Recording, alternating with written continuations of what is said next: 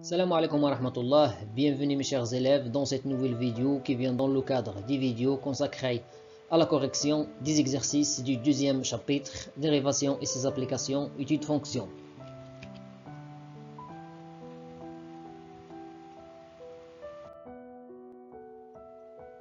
Dans cette séance, on va essayer de donner la correction d'un exercice concernant l'étude d'une fonction. Vous pouvez arrêter la vidéo pour consulter les détails de cet exercice. Et avant de voir la réponse, je vous invite de faire vos propres réponses.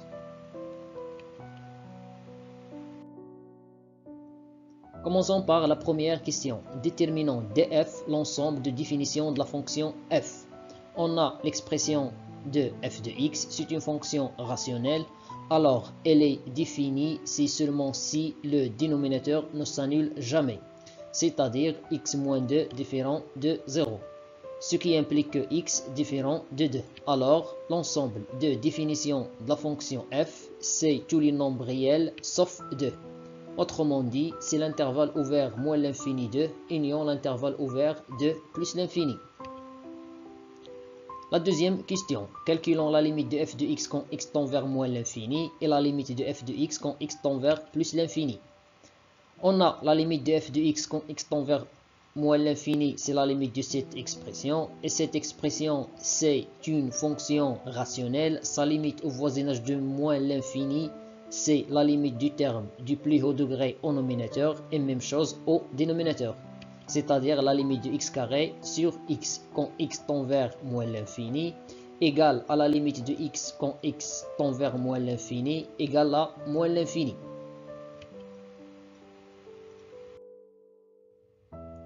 Les mêmes calculs pour la limite de f de x quand x tend vers plus l'infini. On trouve que cette limite égale la limite de x quand x tend vers plus l'infini égale à plus l'infini. La troisième question, calculons la limite de f de x quand x tend vers 2 à gauche et quand x tend vers 2 à droite et interprétons géométriquement le résultat obtenu.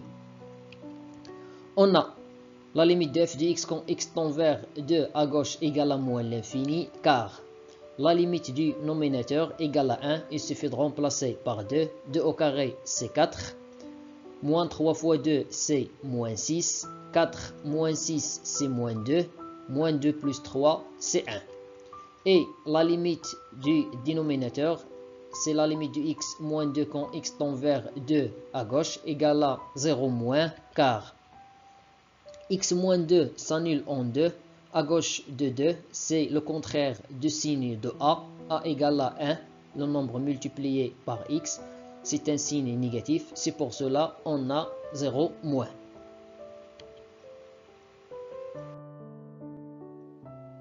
Géométriquement, la limite veut dire que la courbe CF admet une asymptote verticale d'équation y égale à 2.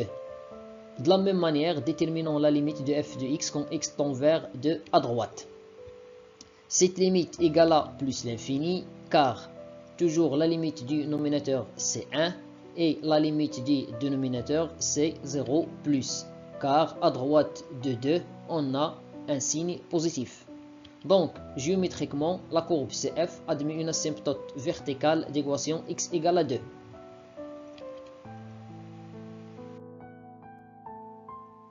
La question 4.1. Vérifions que, quel que soit x appartienne à df, f de x égale à x moins 1 plus 1 sur x moins 2.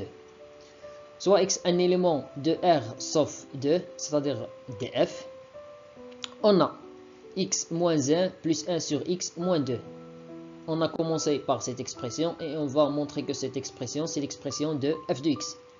On va mettre au même dénominateur, le même dénominateur c'est x moins 2. Alors x fois x c'est x au carré, x fois moins 2 c'est moins 2x, moins 1 fois x c'est moins x, et moins 1 fois moins 2 c'est plus 2. Et enfin plus 1. Moins 2x moins x c'est moins 3x, 1 plus 2 c'est 3.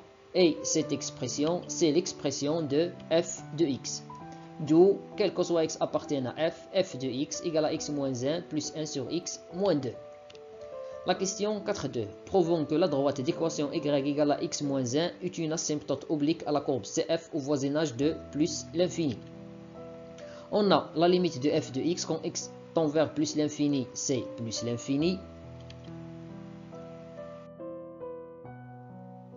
Et la limite de f de x moins l'équation de la droite, c'est-à-dire moins x moins 1, égale, j'ai remplacé par l'expression de la fonction f qu'on a trouvée dans la question précédente. Alors, on va simplifier par x moins 1, deux expressions opposées.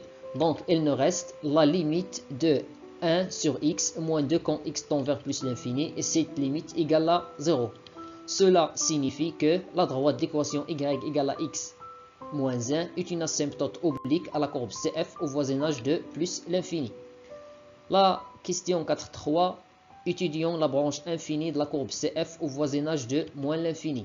On a la limite de f de x quand x tend vers moins l'infini, c'est moins l'infini. Et on va utiliser la même méthode que au voisinage de plus l'infini. Et la limite de f de x quand x tend vers, la limite de f de x moins 1 quand x tend vers moins l'infini égale la limite de cette expression, c'est-à-dire on répète les mêmes étapes ici. On trouve que cette limite égale la limite de 1 sur x moins 2 quand x tend vers moins l'infini, et cette limite égale à 0. Cela signifie géométriquement que la courbe CF admet une asymptote oblique d'équation y égale à x moins 1 au voisinage de moins l'infini. La question 5.1. Vérifions que, quel que soit x appartienne à df, f' de x égale x au carré moins 4x plus 3, tout divisé par x moins 2, tout au carré. On a f est une fonction rationnelle. Alors, f est dérivable sur son domaine de définition. Dans ce cas, le domaine de définition, c'est tous les nombres réels sauf 2. Et on a, quel que soit x appartienne à R sauf 2, f' de x, c'est la dérivée de cette expression. Elle s'écrit sous la forme f sur g, telle que f, l'expression qui se trouve au nominateur, et g, l'expression qui se trouve au dénominateur.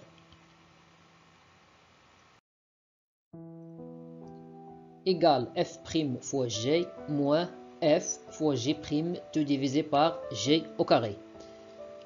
La dérivée de x carré, c'est 2x. La dérivée de moins 3x, c'est moins 3. La dérivée de 3, c'est 0. Ici, la dérivée de x, c'est 1. La dérivée de moins 2, c'est 0. Alors, il me reste ici 1 fois cette expression égale à cette expression. Après, on va développer.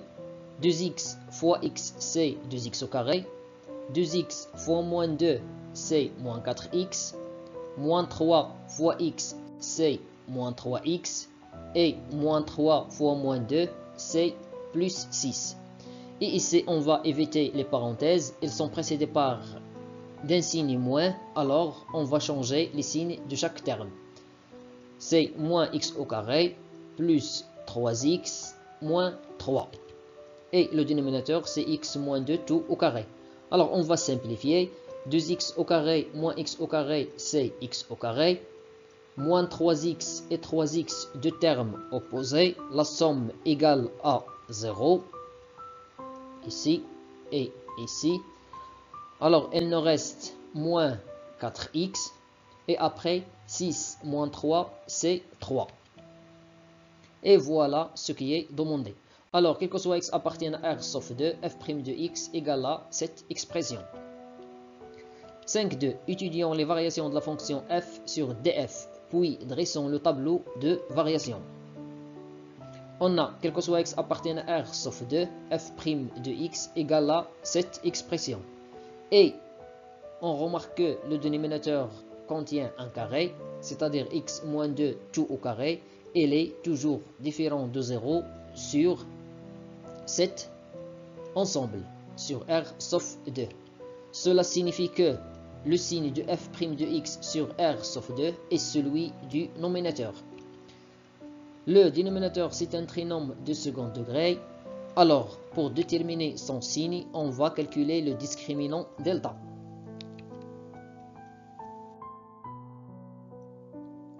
On a delta égale à b au carré moins 4ac, tel que b, le nombre multiplié par x, a, le nombre multiplié par x au carré, et c, le troisième membre. Alors, moins 4 tout au carré, moins 4 fois 1 fois 3. Moins 4 tout au carré, c'est 16. Moins 4 fois 1 fois 3, c'est moins 12. Donc, delta égale à 4 supérieur strictement à 0. Cela signifie que le trinôme admet deux racines différentes, x1 et x2, telles que x1 c'est moins b moins racine delta sur double a. B c'est moins 4, alors moins b c'est 4. Delta c'est 4, alors racine 4 c'est 2. Il nous reste 4 moins 2. Et 2 fois a, c'est-à-dire 2 fois 1, c'est 2. 4 moins 2 c'est 2. 2 divisé par 2 c'est 1. Même chose pour x2. C'est moins b plus racine delta sur double a. C'est-à-dire 4 plus 2 divisé par 2, c'est 3.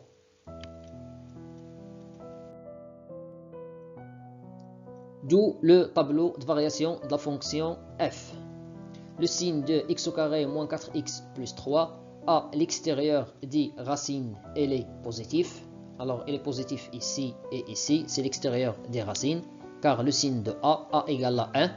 Et à l'intérieur des racines, c'est-à-dire entre 1 et 3, il est négatif. Le signe de f' de x, on a dit que c'est celui de x au carré moins 4x plus 3. Alors, on aura positif, positif, et c'est négatif, et c'est négatif. Et c'est la fonction n'est pas f' n'est pas définie en 2. Alors, cela signifie que la fonction est strictement croissante sur moins l'infini 1, strictement décroissante sur 1, 2, l'intervalle 1, 2. Sur l'intervalle 2, 3, elle est strictement décroissante. Sur l'intervalle 3 plus l'infini, elle est strictement croissante. 1, son image, c'est moins 1, le voilà. Et 3, son image, c'est 3. Son image par la fonction f.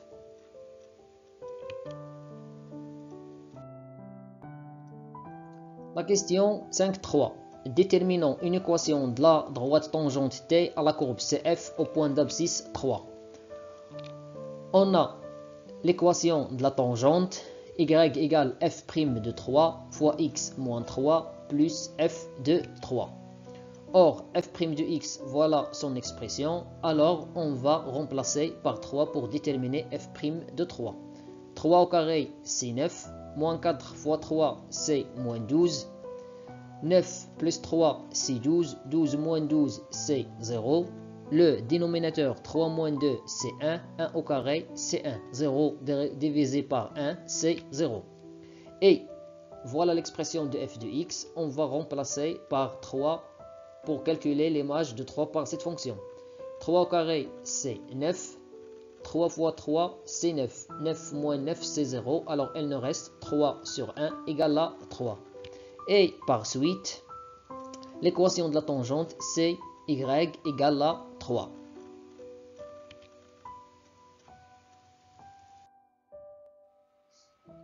La question 6.1. Montrons que, quel que soit x appartienne à df, f seconde de x égale 2 sur x moins 2 multiplié par x moins 2 tout au carré. On a la fonction f est une fonction rationnelle. Alors, elle est dérivable 2 fois sur son domaine de définition. Son domaine de définition, c'est R sauf 2. Et on a, quel que soit x appartient à R sauf 2, f seconde de x, c'est la dérivée de cette expression. C'est-à-dire la dérivée de f'. Et voilà l'expression de f'. Alors, cette expression s'écrit sous la forme f sur g, tel que le nominateur représente f et le dénominateur représente g. Alors, on trouve f' fois g moins f fois g', tout divisé par g au carré. La dérivée de x au carré, c'est 2x. La dérivée de moins 4x, c'est moins 4. La dérivée de 3, c'est 0.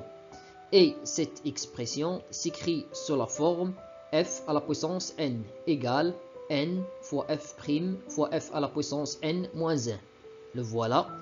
N fois f' fois f à la puissance n-1. 2 moins 1, c'est 1. Et le dénominateur, c'est x moins 2 tout à la puissance 4. 2 fois 2. Après, ici, on va développer par 2. On trouve 2 fois x. Et en même temps, je développe ici. Sur le dénominateur, je développe par 2 fois x moins 2. Le premier terme me donne x moins 2 tout au carré, c'est-à-dire celui-là. La dérivée de x moins 1, c'est 1. Alors, le deuxième terme me donne ce terme, c'est-à-dire x au carré moins 4x plus 3. Bien évidemment, avec moins. Après, on va simplifier. Et en même temps, on va simplifier entre les crochets et en même temps on va simplifier avec x moins 2, x moins 2, x moins 2 et il reste au dénominateur x moins 2 tout à la puissance 3. Ici c'est l'identité remarquable numéro 2, x au carré moins 4x plus 4. Et ici j'évite les parenthèses et en même temps je change les signes. Alors moins x au carré, moins 4x c'est 4x et moins 3, le voilà.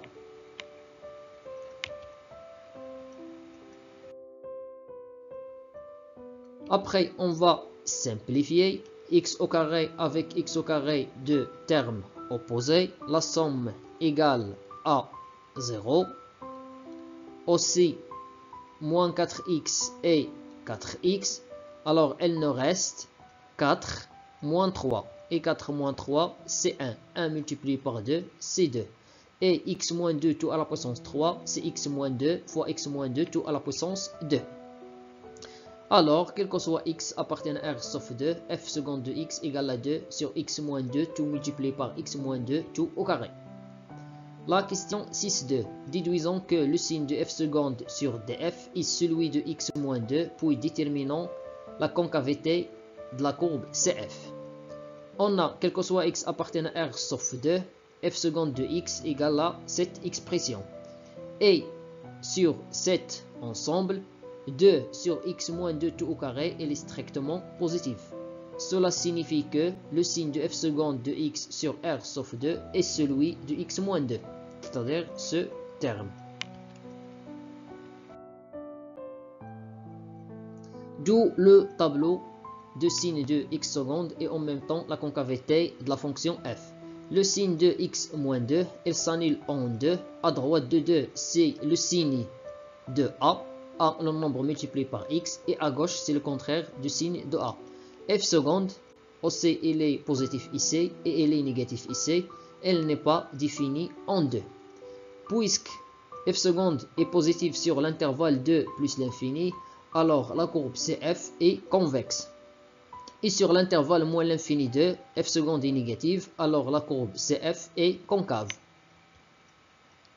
Là, question numéro 7. Montrons que le point I des coordonnées de 1 est un centre de symétrie de la courbe CF.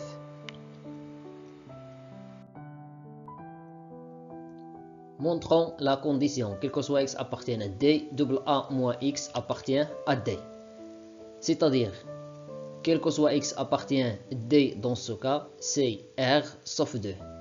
2A moins x, A c'est 2, alors 2A c'est 4, moins x, 4 moins x appartient à D, c'est-à-dire R sauf 2.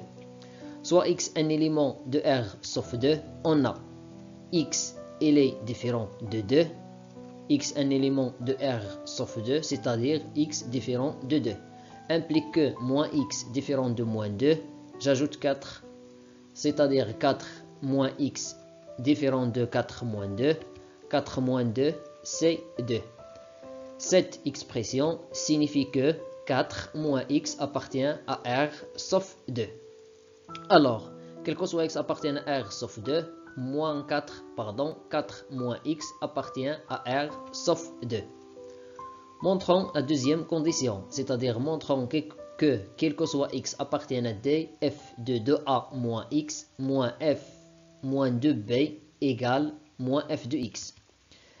C'est-à-dire, quel que soit x appartient à R sauf 2, f de 2a moins x, c'est-à-dire f de 4 moins x, B, c'est 1.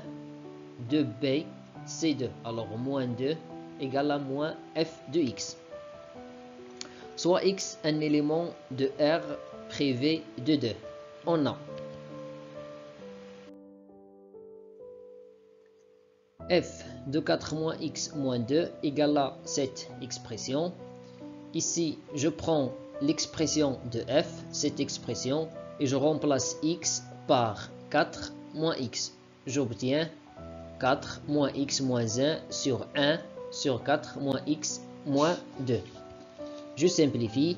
4 moins 1 moins 2 égale à 1. Et ici, le dénominateur, c'est 2 moins x.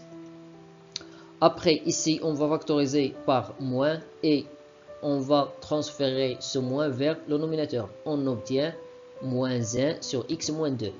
Après, on va factoriser par moins. On trouve moins multiplié par x moins 1 plus 1 sur x moins 2. Cette expression, c'est l'expression de f de x. Donc, on trouve que f de 4 moins x moins 2 égale moins f de x. Ce qui implique que, quel que soit x appartienne à R privé de 2, f de 4 moins x moins 2 égale à égale à moins f de x. Et par suite, le point I de coordonnée de 1 est un centre de symétrie de la courbe représentative CF de la fonction f. La huitième question. Déterminons les points d'intersection de la courbe CF et les axes du repère, avec l'axe des abscisses. Pour cela, il faut résoudre dans R sauf 2 l'équation f de x égale à 0. Soit x un élément de cet ensemble. On a f de x égale à 0, implique que x au carré moins 3x plus 3 tout divisé par x moins 2 égale à 0.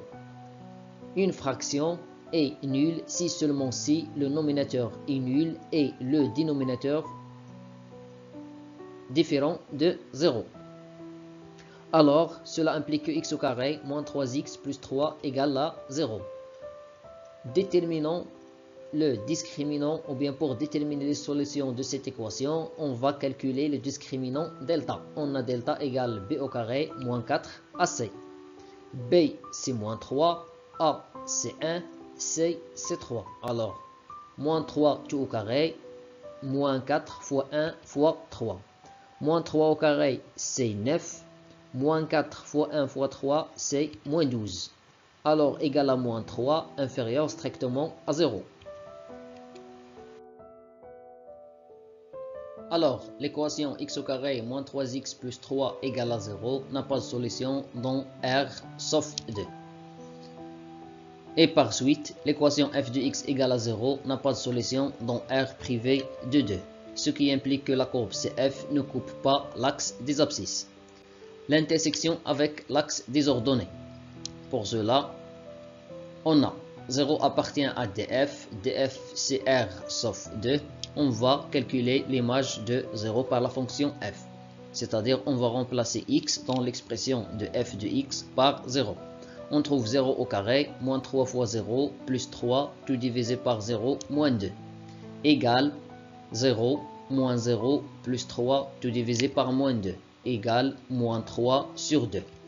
Alors, la courbe CF coupe l'axe des ordonnées en B d'abscisse 0 et d'ordonnée moins 3 sur 2. La 9e question. Traçons la courbe représentative CF. Tout d'abord, pour tracer une courbe représentative, on commence par la détermination des asymptotes obliques, des tangentes, des asymptotes horizontales et des asymptotes verticales, bien sûr s'il existe, les points d'intersection avec l'axe des repères, les points d'inflexion, le point ou bien le centre de symétrie, l'axe de symétrie. C'est-à-dire on trace les propriétés ou bien les éléments caractéristiques de la courbe CF s'il existe. Dans notre cas, la courbe CF admet une asymptote oblique y égale à x moins 1. Pour tracer une droite, on a besoin de 2 points. Voilà l'équation de l'asymptote oblique. je remplace x et je trouve y. Par exemple, je remplace x par 1, je trouve y égale à 0. Donc le point 1, 0, le voilà, le premier point de cette droite. Et je remplace aussi x par 2 et je trouve y égale à 1. 2 moins 1, c'est 1. Voilà le deuxième point. Et ce point, c'est aussi le centre de symétrie de cette courbe. La courbe représentative admet la droite d'équation y égale à 3 comme tangente. Et pour tracer la courbe CF, on utilise en général le tableau de variation de la fonction f. Puisque ici, la fonction ou bien la courbe CF admet un centre de symétrie, c'est le point I, alors on s'intéresse à la première partie. Et on va tracer la deuxième partie en utilisant la symétrie centrale. C'est-à-dire, on va tracer la partie qui se trouve dans l'intervalle de plus l'infini. À droite de 2, c'est-à-dire ici, c'est une axe, ou bien c'est une asymptote verticale de la courbe CF, c'est-à-dire que la courbe est très proche de cette droite. À droite, la limite c'est plus l'infini, alors la courbe se trouve ici. Ici, c'est une tangente, et au voisinage de plus l'infini, elle admet cette droite comme asymptote comme asymptote oblique. Et sur cet intervalle de plus l'infini, la courbe CF est convexe, c'est-à-dire elle est dirigée vers le haut. Alors, la courbe sera sous cette forme. Ici, la limite c'est plus l'infini, c'est une asymptote verticale, c'est une tangente. La limite au plus l'infini, c'est plus l'infini. Et cette droite, c'est une asymptote oblique au voisinage de plus l'infini. Alors, pour tracer la deuxième partie, on va utiliser la symétrie centrale. La symétrie de ce point, c'est ce point. Ici, c'est une asymptote. Alors, j'aurai ici une asymptote. Et encore ici, c'est une asymptote oblique. Alors ici, c'est une asymptote oblique. Donc, on aura la courbe sous cette forme. Et sur cet intervalle, la courbe est concave, c'est-à-dire elle est dirigée vers le haut. La courbe, elle est concave. La question suivante. Question numéro 10. Résolvons graphiquement l'équation f de x, l'inéquation f de x supérieure strictement à 2. Graphiquement, f de x, c'est la courbe CF, et 2, c'est la droite d'équation y égale à 2. La voilà. Alors, les solutions de l'inéquation f de x supérieure strictement à 2, c'est les abscisses des points de la courbe CF, qui se trouve au-dessus de la droite y égale à 2. D'après la courbe représentative, on remarque que dans cette partie, la courbe CF se trouve au-dessus de la droite d'équation y égale à 2, dans cette partie. Alors, l'ensemble des solutions de l'inéquation f de x supérieure strictement à 2 est s égale 2 plus l'infini. 2 jusqu'à, ou bien 2 plus l'infini. Finalement, mes chers élèves, je vous remercie pour votre attention et à la vidéo prochaine, Inch'Allah.